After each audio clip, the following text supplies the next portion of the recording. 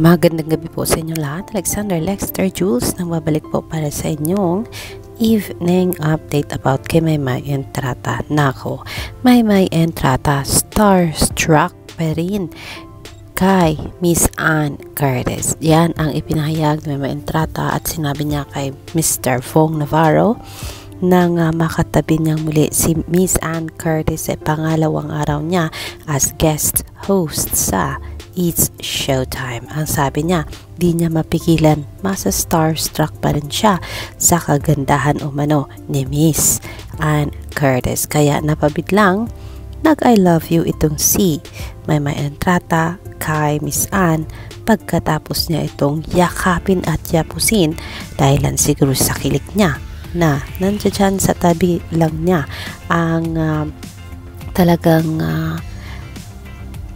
napakagaling at sexy na si Miss Ann Curtis na noon ay nakikita niya lang sa TV at ngayon ay kasama niya na as guest host ng It's Showtime. Narito ang sabi ng mga netizens about sa taas ng energy ni Maymay at saka ni Ann Curtis. Ayan, sabi, ang cute nung buhok ng isang Inday Maymay Entrata.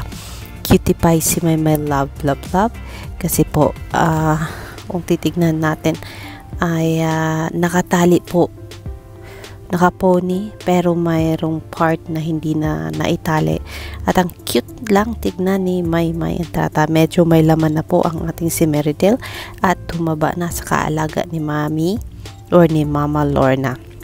Sabi ni MJ Sarima, thank you po for having Maymay or Ate Maymay sa It's Showtime. Sana lagi po ninyo siyang i-guest lagi ulit.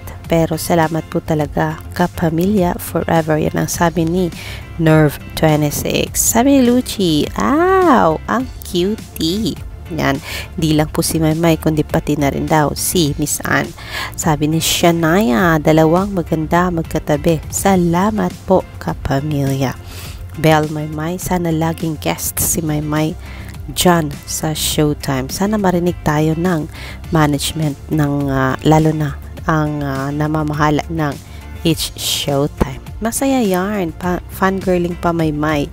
Yan ang sabi ni I'm Loved Lags. Yes, taas po ng energy. I like it. Kakatuwa. Yan ang approval din ni Jenny Torres. Ang ganda talaga ni Ate Ann. Ayan po. Nagkasabayan na ang mga fans ni Maymay at saka ni Ann Curtis dahilan sa magkasama sila sa It's Showtime na kung saan nakita nila enjoy naman po ang dalawa. Narito po ang proof kung saan inamin ni Maymay na talagang nasa starstruck pa rin siya kay Miss Ann Curtis. Let's go, Maymay. Grabe po! Panahon! At syempre kasama pa rin natin ang makabugera na si Maymay Entrata! Thank you po, ma'am! Grabe bonus na po talaga tong second day ko dito, lalo na katabi ko si Miss Ann Curtis! I love you, ma'am! Nakikinig ka naman ako! Nasa starstruck ka naman ako sa stress! Ayan, hindi po bola yon kasi talagang ganyan si Maymay. Fangirling pa din kahit alam niyang sikat na rin siya at kahit palagi niya nang nakikita ang mga artista every now and then sa Kapamilya channel. Ayan, congratulations Maymay kasi syempre kung masaya ka, masaya rin kami.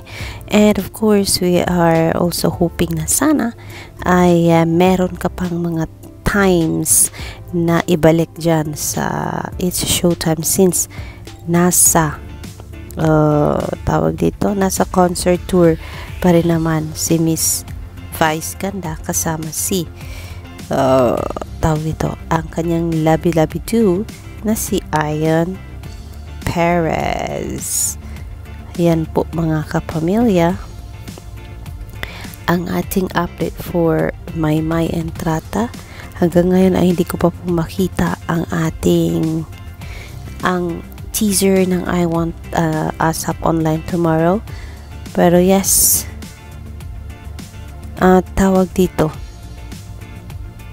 we're still wishing na sana panood natin yan bago pa mag alas 10 ngayong gabi, para naman may ma-share tayo sa inyong mga kapamilya kung anong aabangan natin bukas sa I Want ASAP Online. Kung nandiyan ba si Edward or si Maymay Darren.